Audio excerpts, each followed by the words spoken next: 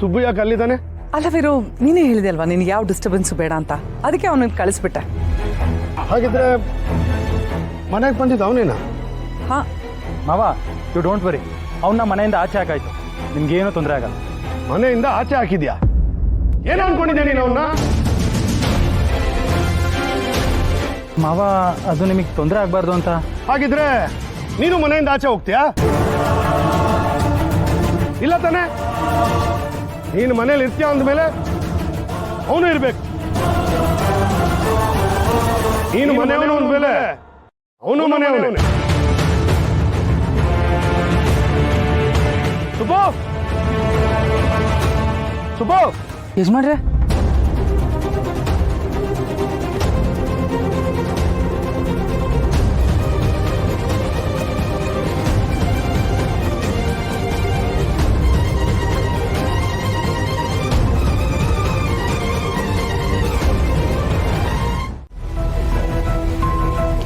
ನೋಡು, ಇನ್ ಮುಂದೆ ಈ ರೀತಿ ನನ್ನ ನಿನ್ನ ಮೀಟ್ ಮಾಡಕ್ಕಾಗಲ್ಲ. ಏನು ಮೀಟ್ ಮಾಡೋಕ್ಕಾಗಲ್ವಾ? ಏನು ಹೇಳ್ತಾ ಇದ್ಯಾ? ಅಲ್ಲ, ನಿಮ್ಮ ಅಣ್ಣ ಏನಾದರೂ ಮನೇಲಿ ಹೇಳಿದ್ರಾ ಅಥವಾ ನಿಮ್ಮ ಮನೇಲಿ ಯಾವ್ದಾದ್ರು ಬೈದ್ರಾ? ಇಲ್ಲ, ಅಣ್ಣ ಯಾರಿಗೂ ಏನೂ ಹೇಳಿಲ್ಲ, ಆದ್ರೆ ತುಂಬಾ ಬೇಜಾರಾಗಿದ್ದಾನೆ. ಬೆಳಿಗ್ಗೆ ತಾನೇ ನನ್ನ ಜೊತೆ ಮಾತಾಡ್ದ. ಹೌದಾ? ಏನು ಹೇಳಿದ್ರು? ಅವ್ನು ನಮ್ಮ ಪ್ರೀತಿಗೆ ಅಡ್ಡ ಪಡಿಸ್ತೀನಿ ಅಂತಾನೂ ಹೇಳ್ತಿಲ್ಲ, ಹಾಗಂತ ಸಪೋರ್ಟು ಮಾಡ್ತಿಲ್ಲ. ಅವನ್ ಗಮನ ಇರೋದು ನನ್ ಓದಿನ ಮೇಲೆ. ಮೊದ್ಲು ಚೆನ್ನಾಗಿ ಓದು, ಆಮೇಲೆ ಇದೆಲ್ಲ ಅಂತ ಹೇಳ್ದ. ನೋಡು, ನಮ್ ಪ್ರೀತಿ ನಿಜವಾಗಿದ್ರೆ ಖಂಡಿತ ನಾವು ಒಂದಾಗ್ತೀವಿ. ಆದ್ರೆ ಆಗಾಗ ಈ ರೀತಿ ಮೀಟ್ ಮಾಡೋದು ಬೇಡ. ನಾನು ಅಣ್ಣಂಗೆ ಮಾತು ಕೊಟ್ಟಿದ್ದೀನಿ, ಯಾವುದೇ ಕಾರಣಕ್ಕೂ ಮನೆ ಗೌರವನ ಹಾಳು ಮಾಡಲ್ಲ, ತಪ್ಪು ಮಾಡಲ್ಲ ಅಂತ. ಸರಿವರು, ನೀನು ಹೇಳ್ದಾಗೆ ಆಗಲಿ. ನಿಮ್ಮ ಅಣ್ಣ ನಮ್ಮ ಪ್ರೀತಿ ಒಪ್ಕೊಳ್ತಾರೆ ಅನ್ನೋ ನಂಬಿಕೆ ನನಗಿದೆ. ಅವ್ರು ಮಂಚ್ ಮಾಡಿದರೆ ಈ ವಿಷಯನ ಮನೇಲಿ ಎಲ್ರಿಗೂ ಹೇಳಿ ದುಡ್ಡು ರಾಧ ಅಂತ ಮಾಡ್ಬೋದಿತ್ತು. ಬಟ್ ಅವ್ರು ಹಾಗೆ ಮಾಡಲಿಲ್ಲ. Subbu is A gentleman. ನೋಡೋಣ ಮುಂದೆ ಏನಾಗುತ್ತೆ ಅಂತ. ಹೌದು, ನನಗೂ ಅಷ್ಟೇ. ಅಣ್ಣನ ಮೇಲೆ ಪ್ರೀತಿ ಎಷ್ಟಿದೆಯೋ ಅದಕ್ಕಿಂತ ನಂಬಿಕೆ ಜಾಸ್ತಿ ಇದೆ. ಅಣ್ಣಂಗೆ ಹೇಗೂ ವಿಷಯ ಗೊತ್ತಾಗಿದೆ. ಇನ್ನೇನಿದ್ರು ಅವನ ಮೇಲೆ ಭಾರ ಹಾಕಿ ನಾವು ನೆಮ್ಮದಿಯಾಗಿರ್ಬೇಕಷ್ಟೆ. ಸರಿ ಸರಿ, ನಾನು ಇಲ್ಲಿ ತುಂಬ ಹೊತ್ತು ನಿಲ್ಲಕ್ಕಾಗಲ್ಲ. ಬಾಯ್. ಯಜಮಾನ್ರೆ, ನೀವು ತುಂಬ ತಿಳ್ಕೊಂಡವರು. ನಿಮಗೆ ಏನು ಹೇಳೋಷ್ಟು ದೊಡ್ಡವನು ನಾನಲ್ಲ. ಆದರೂ ನೀವು ತಪ್ಪು ತಿಳ್ಕೊಳ್ಳಿಲ್ಲ ಅಂದರೆ ಒಂದು ಮಾತು ಹೇಳಲ್ಲ. ಯಜಮಾನ್ರೆ, ಒಬ್ಬ ಋಷಿ ನೆಮ್ಮದಿ ಬೇಕು ಅಂತ ತಪಸ್ ಮಾಡ್ತಾ ಇದ್ನಂತೆ. ಆಗ ದೇವ್ರ ಪ್ರತ್ಯಕ್ಷ ಆಗಿ, ನಿನಗೆ ನೆಮ್ಮದಿ ಬೇಕು ಅಂದರೆ ಮಾವಿನ ಹಣ್ಣಿನಾಗಲಿ ಅಥವಾ ಮಾವು ಅನ್ನೋ ಪದನೇ ಆಗಲಿ ನೆನಪೇ ಮಾಡ್ಕೋಬಾರ್ದು ಅಂತ ಹೇಳಿದ್ನಂತೆ. ಅಲ್ಲಿವರೆಗೂ ಆ ಋಷಿ ನೆನಪೇ ಇಲ್ದಿದ್ದ ಮಾವಿನ ಹಣ್ಣನ್ನ ಮರಿಬೇಕು ಅನ್ನೋ ಪ್ರಯತ್ನದಲ್ಲಿ ಮತ್ತೆ ಮತ್ತೆ ನೆನಪು ಮಾಡ್ಕೋತಾ ಇದ್ನಂತೆ. ನಾವೇನಾದ್ರೂ ಮರಿಬೇಕು ಅಂದ್ರೆ ನಮ್ಮ ಗಮನ ಬೇರೆ ಕಡೆ ಹೋಗ್ಬೇಕೆ ಹೊರತು ಮರಿಬೇಕು ಅನ್ನೋ ಪ್ರಯತ್ನದಲ್ಲಿ ಅಲ್ಲ ಅಲ್ವಾ ಯಜಮಾನ್ರೆ? ನೀನು ಹೇಳೋದು ಸರಿ ಸುಬ್ಬು. ಮರಿಬೇಕು ಅನ್ಕೊಂಡಷ್ಟು ಮನಸ್ಸನ್ನ ಕೊರಿಯೋದೇ ನೆನಪಿನ ಕೆಲಸ. ಕಾಲನೇ ಎಲ್ಲ ಮರ್ಸುತ್ತೆ ಯಜಮಾನ್ರೆ, ನಾವು ಕಾಲಕ್ಕೆ ತಕ್ಕಾಗಿ ಹೊಂದ್ಕೋಬೇಕು ಅಷ್ಟೇ.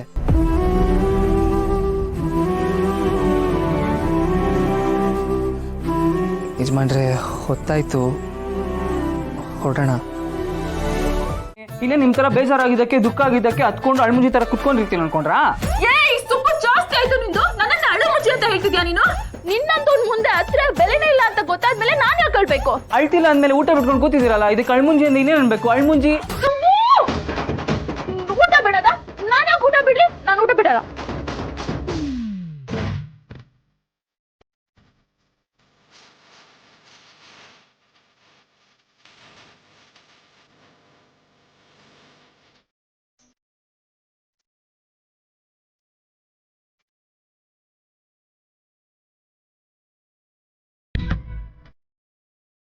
ನಾನು ತಿಂತಾ ಇದ್ದೀನಿ. ಈಗ ನಾನು ಎಷ್ಟು ಸ್ಟ್ರಾಂಗ್ ಅಂತ ಗೊತ್ತಾಯ್ತಾ ನಿನಗೆ?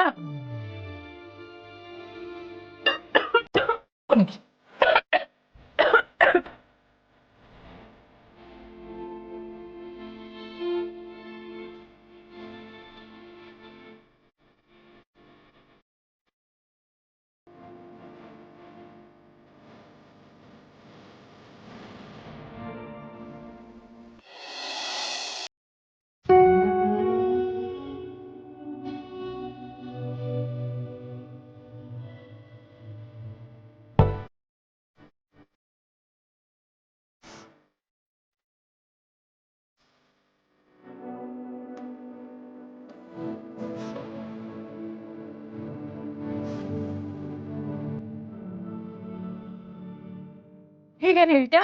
ನೋಡು ಎಲ್ಲ ಖಾಲಿ ಮಾಡಿದ್ದೀನಿ. ಇನ್ನೇನು ಹೇಳೋದು, ರಾತ್ರಿ ಆಯಿತು, ಆರಾಮಾಗಿ ಊಟ ಮಾಡಿದ್ರೆ ಹೊಟ್ಟೆಗೆ ಅನ್ನ ಬಿದ್ದಿದೆ, ಲೈಟ್ ಆಫ್ ಮಾಡಿ ಗುಡ್ ನೈಟ್ ಹೇಳ್ಬಿಟ್ಟು ಮಲ್ಕೊಳ್ಳಿ ಮೇಡಮ್.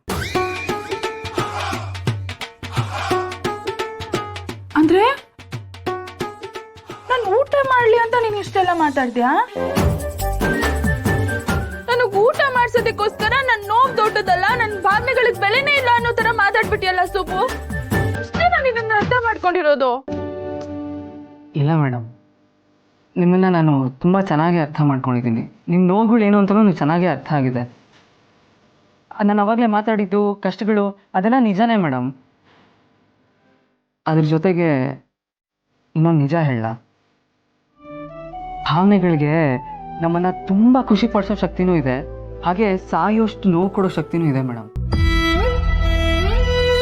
ಮನುಷ್ಯ ಗಡಿಲಿ ಶತ್ರುಗಳ ಜೊತೆ ಹೋರಾಡಬಹುದು, ಆದರೆ ನಮ್ಮ ಒಳಗೆ ಎತ್ಕೊಂಡು ನಮ್ಮನ್ನೇ ಕೊಲ್ಲುವಂಥ ಭಾವನೆಗಳಿರುತ್ತಲ್ಲ, ಅದ್ರ ಜೊತೆ ಹೋರಾಡೋದಕ್ಕಾಗೋದೇ ಇಲ್ಲ ಮೇಡಮ್. ನಿಮ್ಮ ನೋವಿಗೆ ಸಮಾಧಾನ ಮಾಡೋಷ್ಟು ದೊಡ್ಡವನಲ್ಲ ಮೇಡಮ್ ನಾನು, ಆದರೆ ಅದನ್ನು ಮರೆಸೋವಂಥ ಪ್ರಯತ್ನ ಮಾಡಿದ್ದೀನಿ ಅಷ್ಟೇ. ನಾನು ಯೋಚನೆ ಮಾಡಬೇಡಿ ಮೇಡಮ್, ಕಾಲನೇ ಎಲ್ಲೋದಕ್ಕೆ ಉತ್ತರ ಕೊಡುತ್ತೆ.